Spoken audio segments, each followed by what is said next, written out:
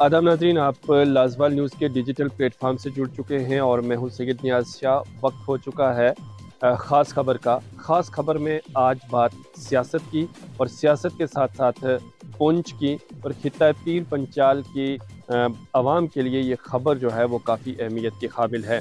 अगर पुंछ की सियासत की बात की जाए तो पुंछ में कई सियासी जमातें हैं और उनके जो लीडरान हैं, कद्दावर लीडरान पुंछ में खित्ता पीर पंचाल में मौजूद हैं। अगर हम जम्मू कश्मीर के इस बॉर्डर बेल्ट की बात करें तो मेंढर है, सुरनकोट है, मंडी है या फिर पुंछ है, तो यहाँ पर काफ़ी अहम सियासी शख्सियात यहाँ पर मौजूद हैं और उनका एक बड़ा सियासी कैरियर भी है।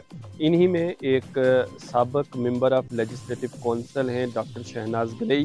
डॉक्टर शहनाज गनई एक बड़ा सियासी चेहरा हैं और पुंछ की सियासत की जब बात की जाए तो अगर गनई घराने का नाम ना लिया जाए तो कहीं ना कहीं यहाँ की सियासत को अधूरा समझा जाता है या माना जाता है।